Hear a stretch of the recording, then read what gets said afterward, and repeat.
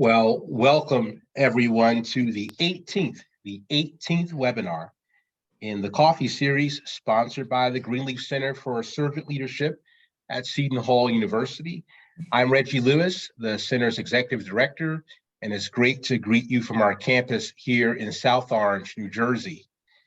The coffee series provides an opportunity to showcase the inspirational stories of servant leaders and the endless ways in which individuals, organizations, and society in general can be transformed by the power of servant leadership, a philosophy in which the servant is the leader first seeks to serve. And I assure you our guest today will not disappoint.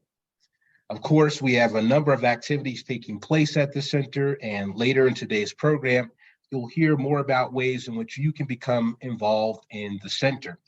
But let's begin with a brief introduction of our distinguished guest today. Howard Behar is a renowned business leader, author, speaker, and mentor who has influenced the lives of numerous men and women at all stages of their careers and roles.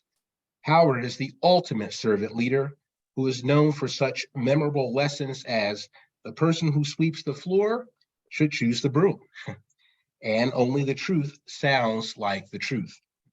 For 21 years, Howard led Starbucks' domestic business as president of North America, and he became the founding president of Starbucks International, opening the very first store outside of North America in Japan.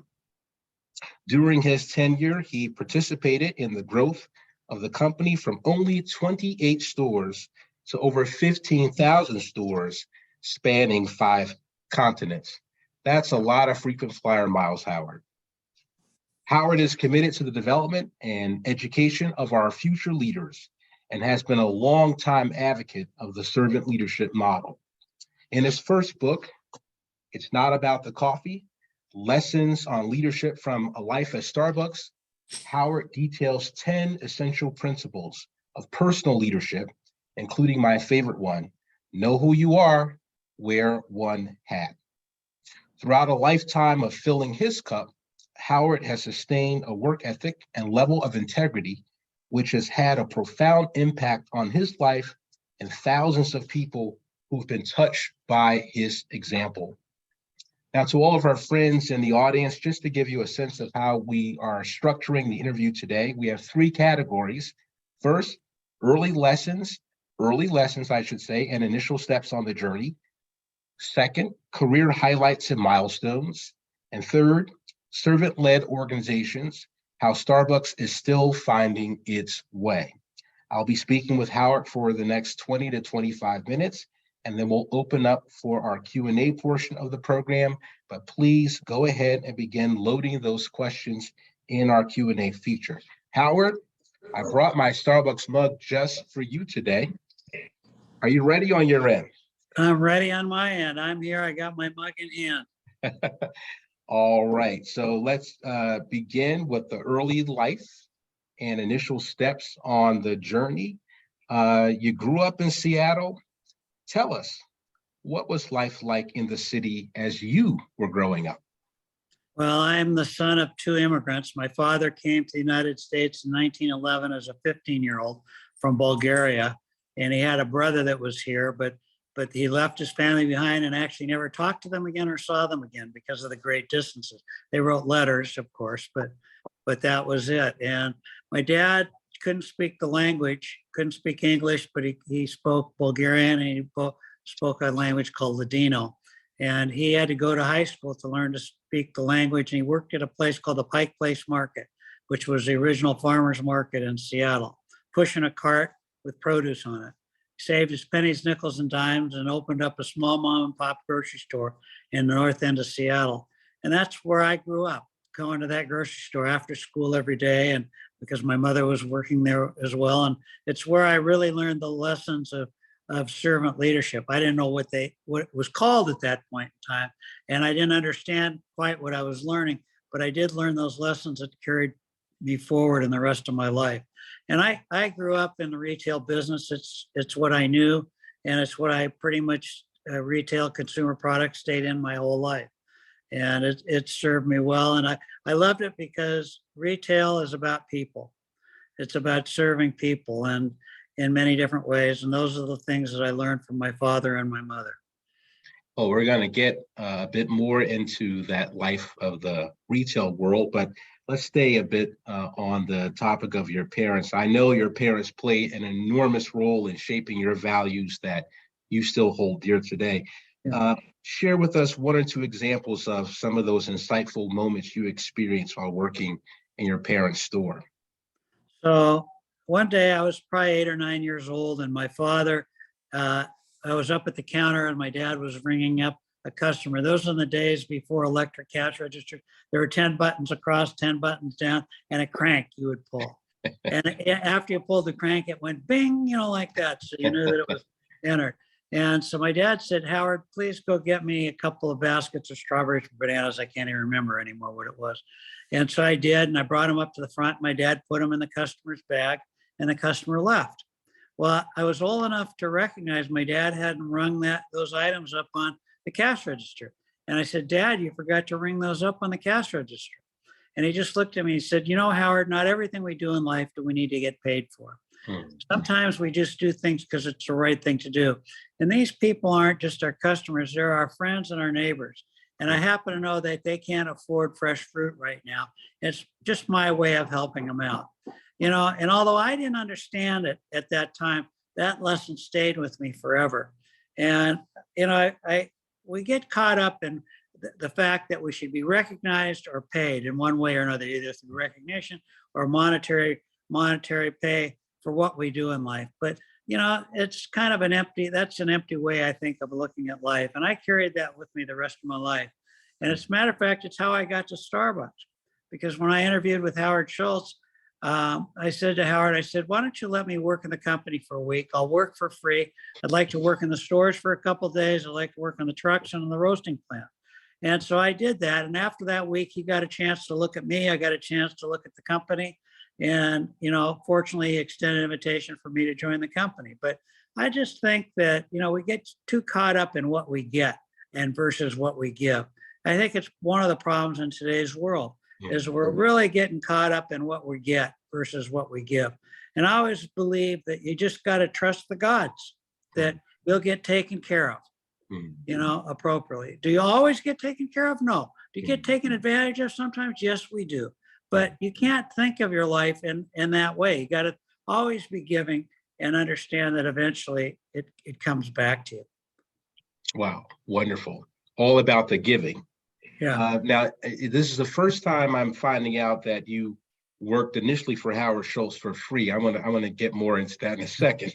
Yeah. In that wonderful book, It's Not About the Coffee, you really talk about this non-traditional path to the corporate sector. You describe what you did not bring to the role. You, of course, brought lots of experiences. But you make a point to say you didn't bring a college degree. Right. You didn't bring an MBA.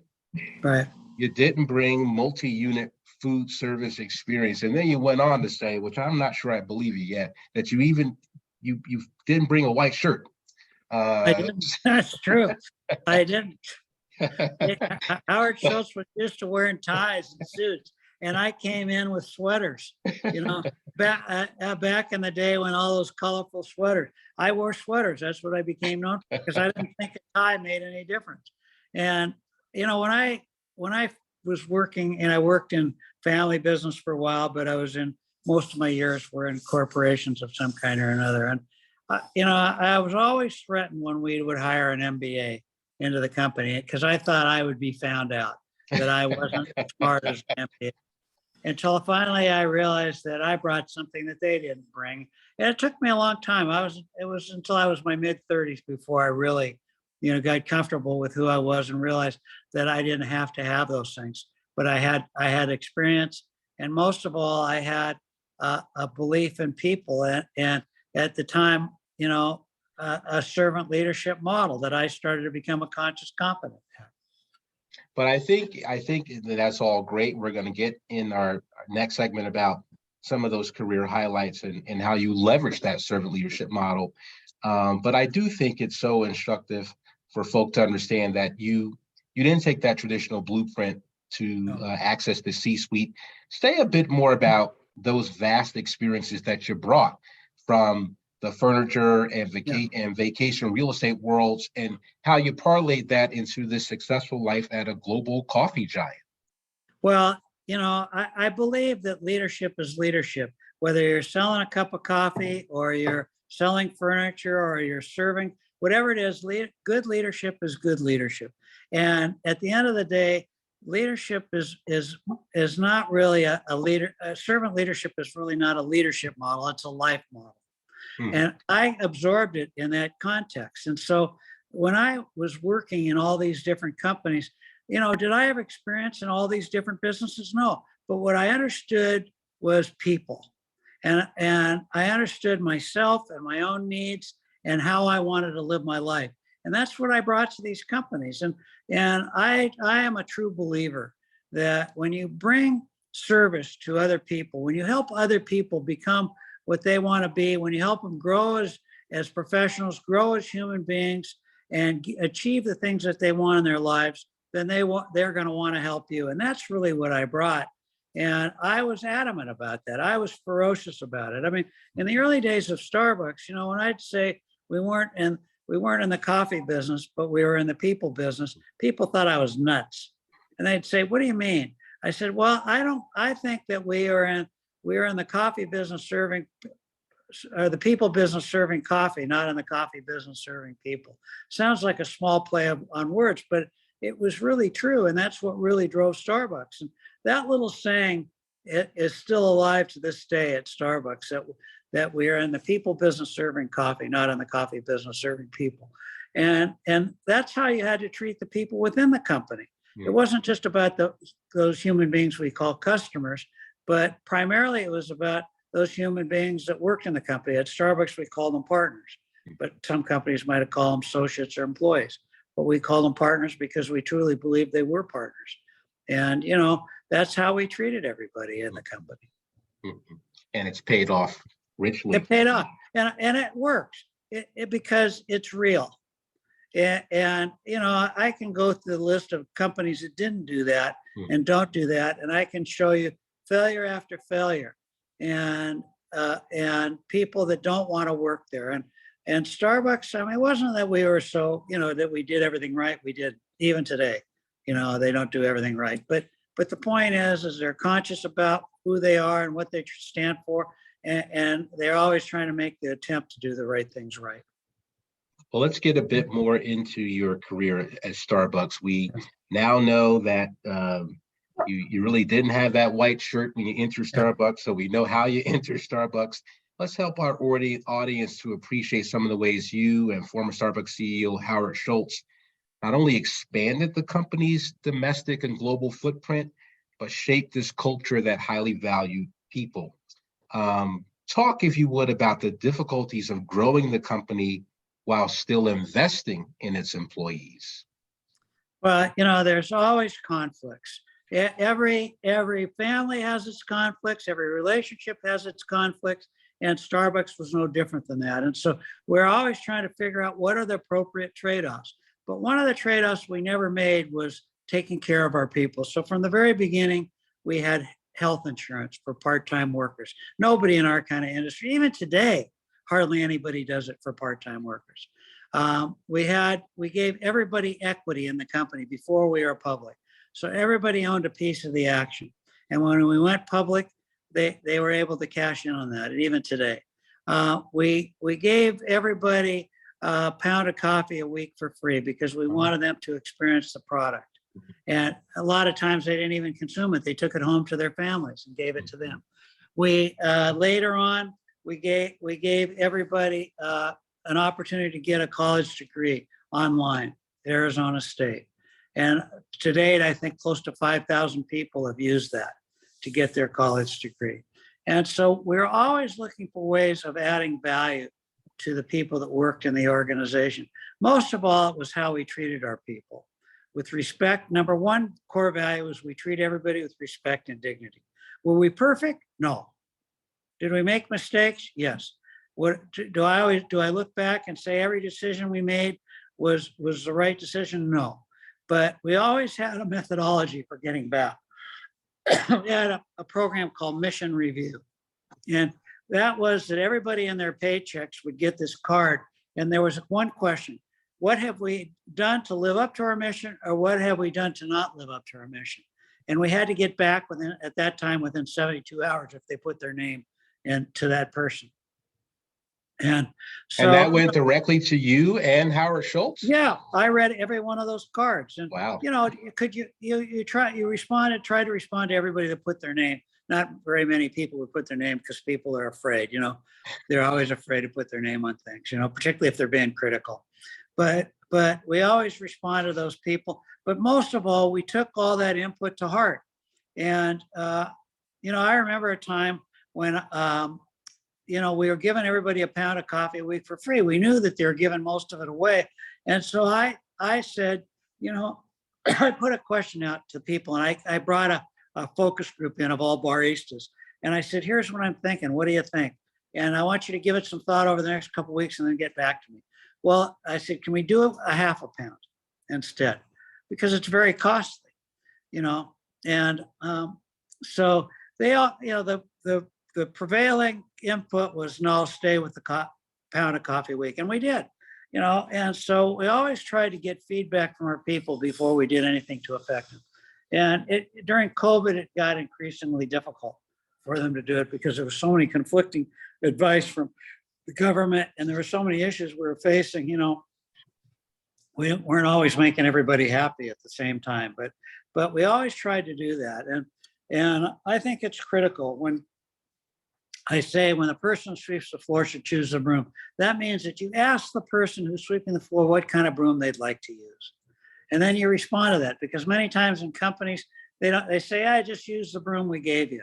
Purchasing departments choose brooms, but I always believe that you had to listen to your people. Listen to your people, and again, as you and all respond. respond. Yeah. And respond. It doesn't mean everything was a yes. That's my point. I'm not pleading for anarchy here. I'm just saying that, you talk to enough people and you get enough feedback, then you got to do things. Let me also help our friends who've joined us to understand some of the other benefits that were put in place at Starbucks. Starbucks was the first food retail entity to actually exceed the minimum wage. Yeah. First to offer same-sex partner benefits. You mentioned that. First to provide tuition reimbursement. Again, these benefits are still widely available today. Yeah. Yep. Okay. Excellent. Let's shift to our third category and also keep our conversation on time. And this is the category that concerns Starbucks essentially still finding its way, particularly as it relates to adapting to the complexities of a modern workplace. So, more recently, the organization's had to contend with these challenges to its brand around the sensitive topic of unionization.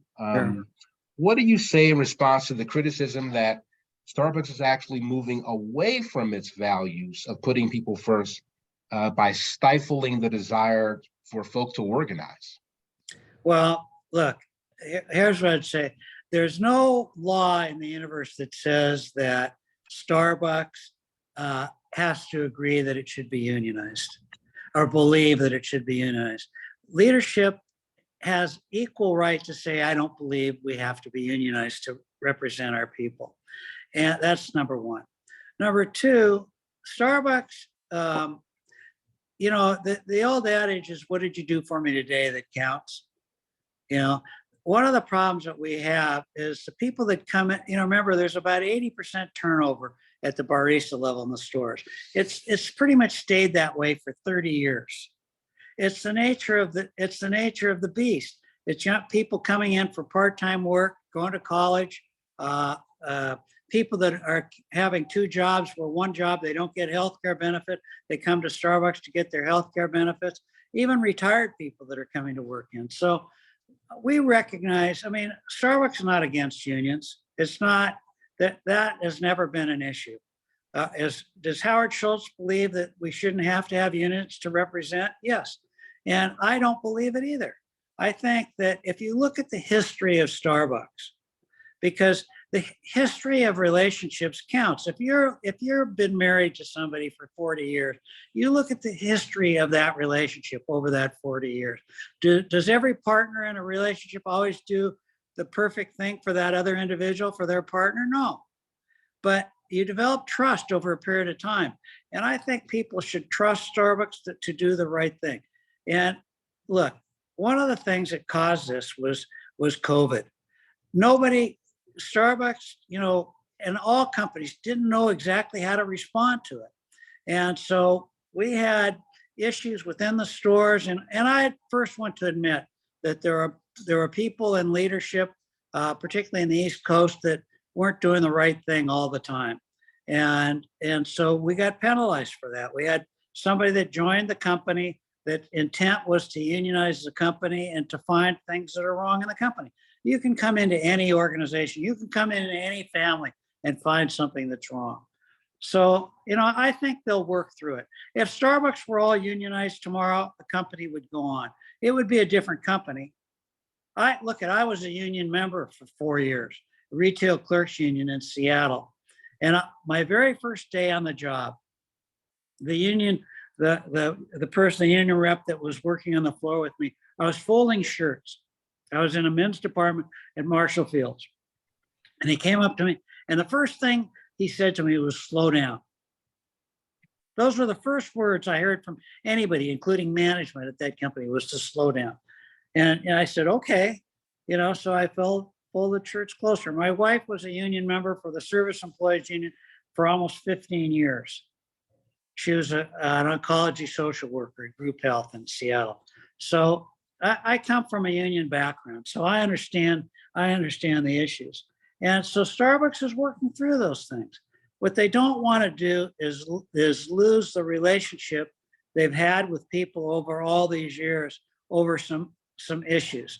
It's never been have we done the right thing, because I think anybody, even the people that work at Starbucks today that want unions, they all admit that Starbucks has been a good company to work for and has done good things. So we'll see what happens. So then, Howard, help us to better understand some of the finer details around the issues. A New York Times piece recently covered this issue and cited that there have been complaints filed by the National Labor Relations Board. What are the issues? Well, look, when you're trying to form a union, what do you need to do? You need to create some conflict, and you need to find places where things aren't so good, right? You're not coming out and saying, well, Starbucks is doing all these great things. You're coming out and saying Starbucks is bad. And that's basically what they've done. And so not everything, I'm sure there were some mistakes made along the way. What happens is, there are certain work rules, like what you wear and stuff like that. And many times they don't get enforced, right? People, they're human beings, and store managers just let it go. And then all of a sudden the union comes in and organizing. And so store manager starts to enforce the rules. And the people say, well, you never enforced them before. You're enforcing them now. Is that because I'm joining a union? Well, I'm sure some of that is true, but they look for the things that are wrong, not the things that are right, and the things that they've done. And so some of that stuff is probably true. I would never argue that, say it isn't. But I think that, and as Howard, Schultz, he believes with all his heart, it's not about money. It's not about power. If it were, we would never have done all those things that we did. We were losing money when we gave everybody healthcare benefits. Those are not cheap. And as a matter of fact, healthcare benefits cost more than the coffee at one time that we bought. So it's a conflict that's going on, and we'll see how it all turns out. I don't see how it works, to tell you the truth. If these aren't going to be, is that somehow because it impedes with because the product they in some way? The union not only wants more money. All right, fine, they want more money. We've always worked through those issues together. You know, we've always added value. We've always given more. But, you know, I just read an article where it said the union wants $20 an hour minimum for their people. They want 100% of their health care paid for. They in high-end markets, they want over $25 an hour. Well, I mean, really? You know, okay, I get it. Everybody wants more. But there's some things at $25 an hour as a barista, right? Plus the benefits. You're talking about probably $60,000 to $65,000 a year it costs the company for a barista. I mean, school teachers aren't making that money in a lot of places. You know, so it's got to be with somewhere within reason. The other thing they want to do is control what products we sell and what hours we operate. That's not going to work. And, you know, those things aren't going to work. And so we've got to even look at 100, they're never going to get 100% of the stores unionized no matter what they do. Yeah, just because not everybody wants to union. People have voted down. But, you know, they'll figure it out. But I just think that better to keep it within the family and let's work it out together than to try to use it as a club to beat the company over the head. First of all, you got all this turnover every year. Those people are going to be gone. I'll guarantee you that probably 75 or 80% of the people that voted to have a union in the store are already gone. Right? So what are you going to have? 2 or 3 people that are going to control it? How are you going to negotiate that stuff? They wanted to be organized store by store, right? So, okay, each store voted on. Now they want all the stores to come together. And that's not going to happen. You know, so every store is going to have to negotiate on their own, and that it'll get negotiated. They'll do it, but they're not going to get the things just because they ask for it doesn't mean they're going to get it. Why should Starbucks be committed to paying more money than its competitors pay? Right. So, well, I mean, I'm pretty, you know, I'm a Starbucks person, so I admit I come with a bent. But I was also there for 21 years, and I was on the board for 12 years. Not one time did it ever come up in a board meeting that we should get rid of healthcare insurance to save money, ever, right? Because they did the right thing. So I think you have to have some kind of trust, and you got to look back at its history and say, what are these people trying to do? And do we really need this other thing to get between us and the company? And that's what Howard's afraid of, that there's going to be another entity between the company and its people. So I know you and Howard Schultz would like to keep this within the family, but now there is this greater scrutiny now coming from Washington, and Howard Schultz was asked to appear before the Senate Education, Labor, and Pension Committee. Last question on this. So, you know, where does this go from here? What's the way forward? What is the way forward? Well, I think the way forward is to try to negotiate agreements between each individual store and its people and what they want and what we're willing to give. Just because people want it doesn't mean they get it, right? I mean, my kids used to ask me for a bigger allowance, you know, didn't mean just because they wanted it, did they get it? So we got to work through that, and there's going to be trade-offs on both sides for that, and we'll see what happens with that. And Howard's going to testify tomorrow. But I think in life, you can't just be a judge and jury without putting all the evidence in front. And Starbucks will negotiate with all the different entities, and they'll work through it, and we'll see which ones work and which ones don't. That doesn't mean there's going to be agreement between each one. So I don't know what's going to happen. I mean, the company will exist no matter what. The question is how does the company exist? You know. Well, we'll all be watching very closely. And we'll see. It'll sort itself out one way or another. You know, I mean, you know. Anyway, we'll see. Well, fortunately, I don't have to deal with it, so it's easy. You know, as they say, nothing's impossible for the person who doesn't have to deal with it. I am getting lots of text messages and emails. A form of protest on this end to open this up for the Q&A. But let me just personally thank you for all the ways in which you continue to support the Greenleaf Center and for all the ways in which you exemplify and embody servant leadership. We certainly love you a great deal here at the center. I will now have my brilliant young colleague to take us into the Q&A portion, Priscilla Phoebus, our program manager here at the center. Thank you, Reggie. And okay, Howard, let's try to get as many Q&A questions through as we can.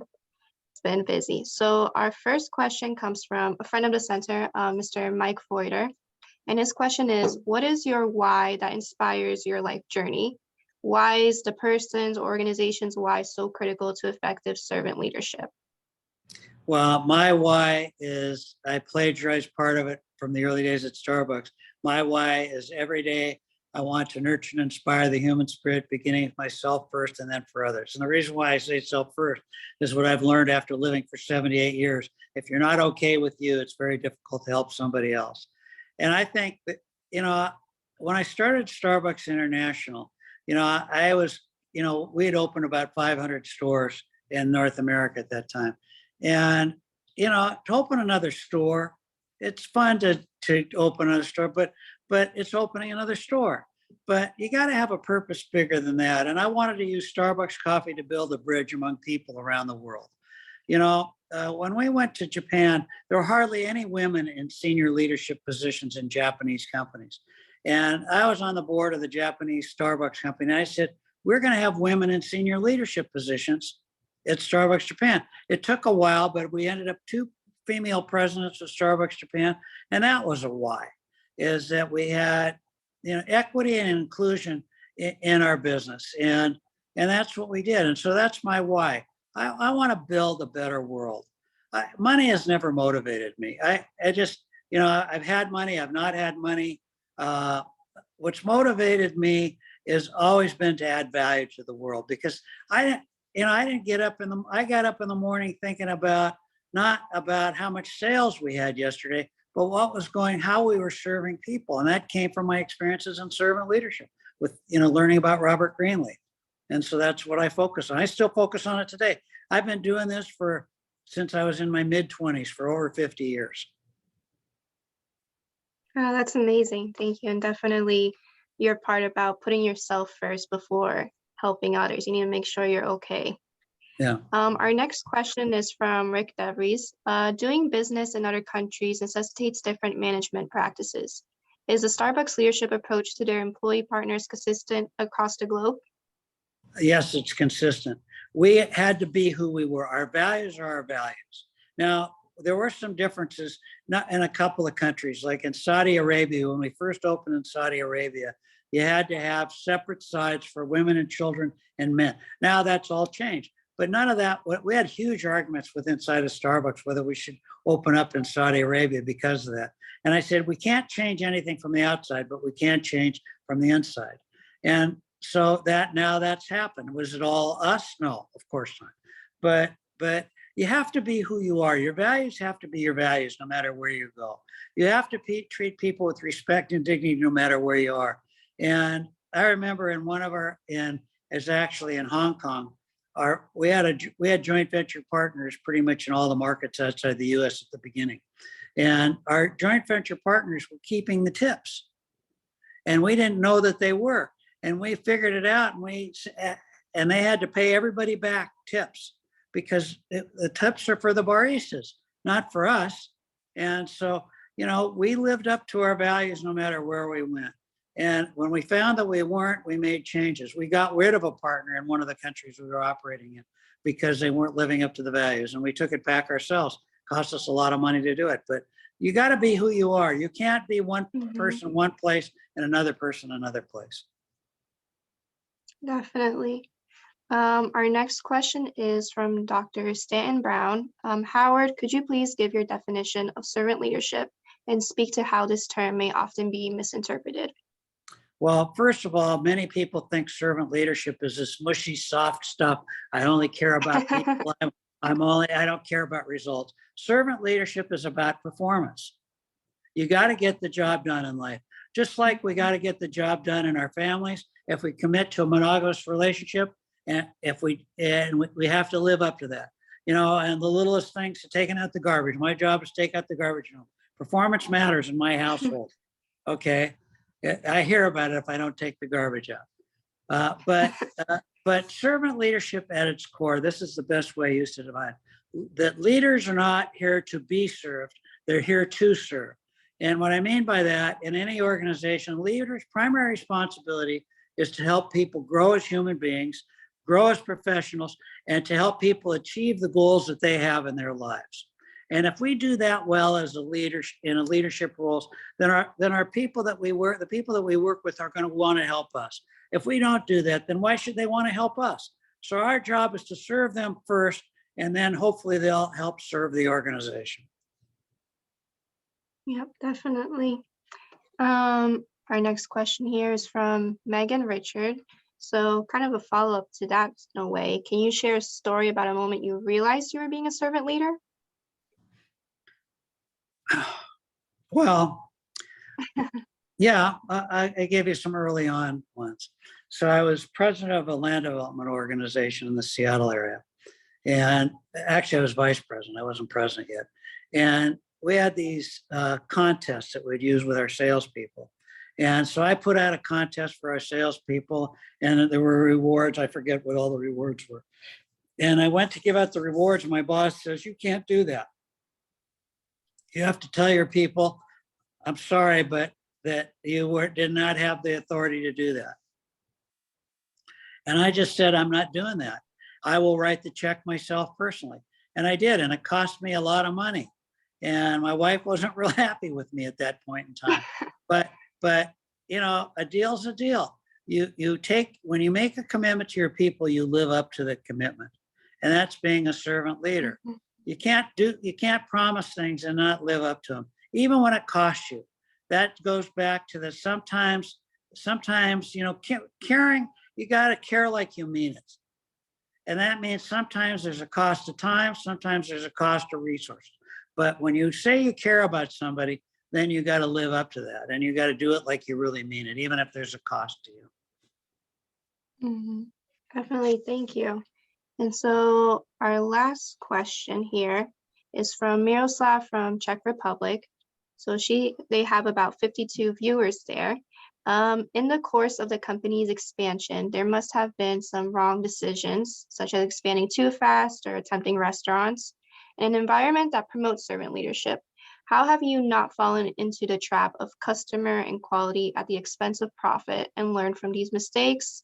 I mean, not just at a management level, but how did you share this within the company, and how were negative decisions accepted by employees? Well, first of all, I was just this summer in the Czech Republic, so I really enjoyed that. So thank you for whoever asked that question. What a beautiful country and what great food. I love the food. I'm always a food guy, But look, yeah, of course we made mistakes. Lots of mistakes. How we treated people, our first guiding principles, treat people with respect and dignity. Did we always do it? No. I would never say. We had a lot of people in the organization that didn't live up, a lot of leadership. And when we found out, then we tried to help correct them. And if they couldn't do it, then they needed to do something else with their lives. We made mistakes on product development where we thought we had a great product, but customers didn't like it. We made mistakes on where we opened stores. We made mistakes on how we opened stores. In Australia, we made every mistake possible, and it cost us. And we have competitors in Australia that do a lot better than we do.